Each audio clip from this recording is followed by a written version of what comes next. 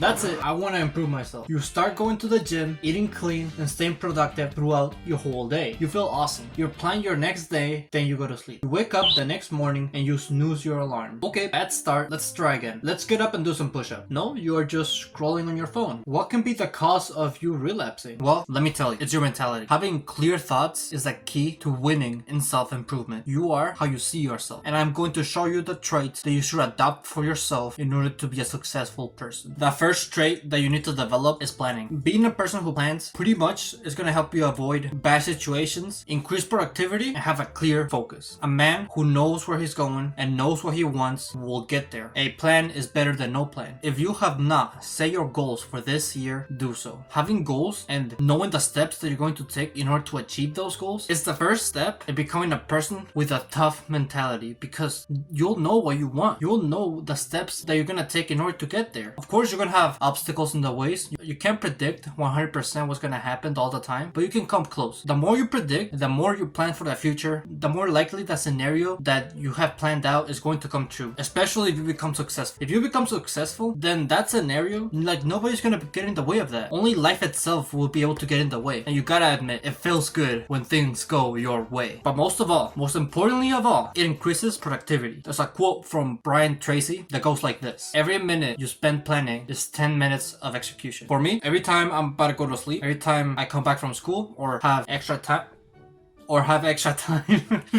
I sit down and I write my schedule for the next day, and it usually takes me like about 20 minutes. So that would equal to like about 200 minutes of execution. That's like 3 hours of execution. And if you haven't heard this already, the most required hours of work time that you should place every day should be 4 hours. There's this book I read, it's called The 4-Hour Workweek. You probably have heard about it. Most self-improvement YouTubers recommend it. It pretty much talks about how to save time, and it also talks about that, like, the required work hours should be 4. So if you spend time aside, just like 20 minutes, plan the next day, that's gonna be like about almost all of the work that you should do for that day. I cannot emphasize enough how important planning is. It also gives you a hold of your emotion, because you're pretty much gonna make decisions based on what's gonna benefit you. You're not gonna really base those decisions on emotion. Oh, you're not gonna be like, oh, at this time I'm gonna feel like working out, yeah, so I'll work out at this time. No, you're gonna be like, I'm gonna do this at this time even if I don't feel like it. Mostly builds discipline rather than controlling your emotions, but you know what I mean. Same deal. Discipline makes it so you control your emotions. Speaking of doing things whenever you feel like doing them, there's people out there who plan but they don't execute, and I feel like the reason for this is because they mostly overthink their planning, or they try to add too much into their day. You shouldn't need to do 20 things in a single day. Keep your focus to a couple of things, like I would say like 5, and that is the maximum. It should always be lower than that. The 80-20 rule is what taught me this, and it pretty much states that like 20%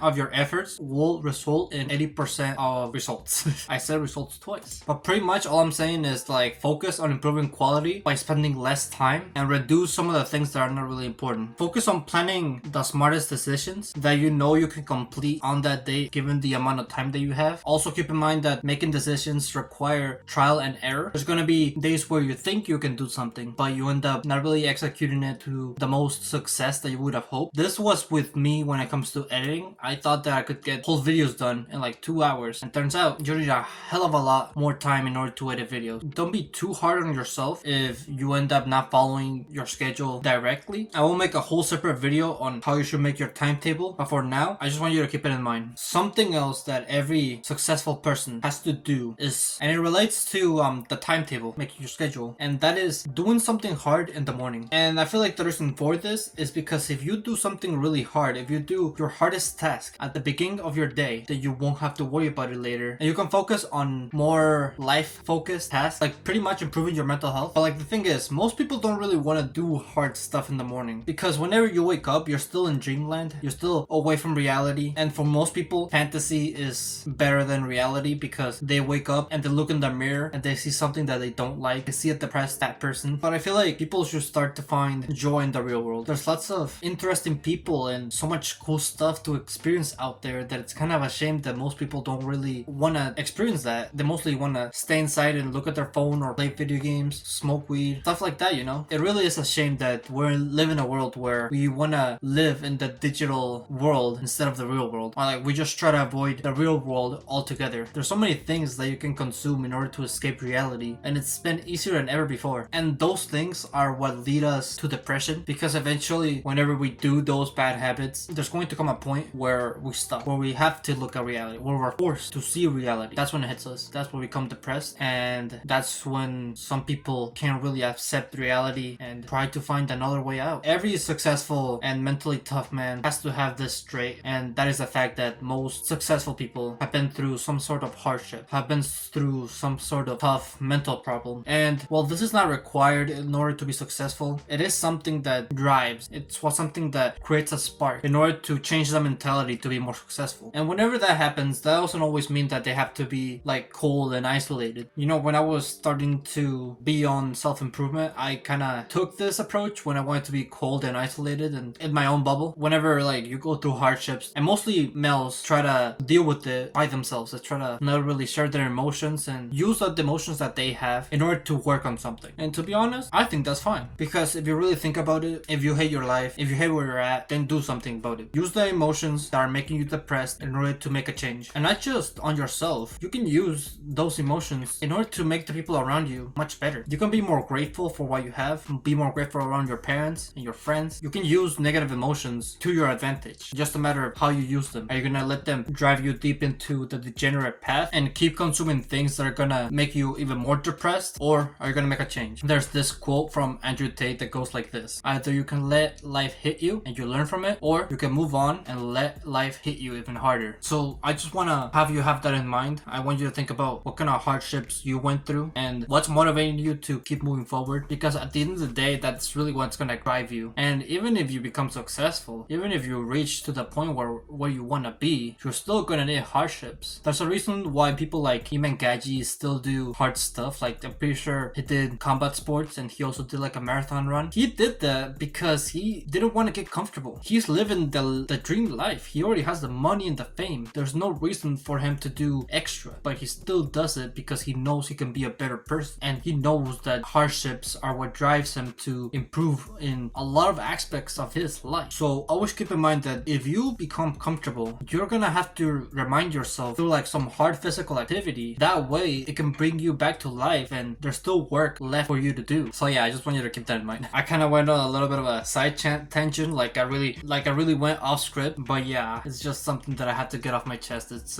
really a shame that this is the world that we live in. That's why we gotta teach the next generation to be different. Anyway, learning. Every successful guy wants to learn. Having the mentality of being a student for the rest of your life is ideal. No matter what, there's always like a new skill. There's always a new hobby that you can implement into your life that you could like. That's the most important. That you could like. There's thousands of people out there who can teach you the thing that you want. Either you can have them teach you or improve it. And if you don't have this mentality, you're not really gonna grow in general. You're probably gonna stay working at a 5 to 9. Because let's talk about Mr. Beast. He didn't just keep uploading videos every day and just one day he got lucky and one of the videos ended up being viral. That's not what happened. He improved on the video and learned through other people. He had like a group chat with like a bunch of people who wanted to be YouTubers, and between them they gave each other information and gave them feedback on what they need to improve on their video. And through this, look at where that got him. He's the #1 YouTuber. Even if it's not for work, even if it's not gonna make you money, learning is just fun. It's a shame too,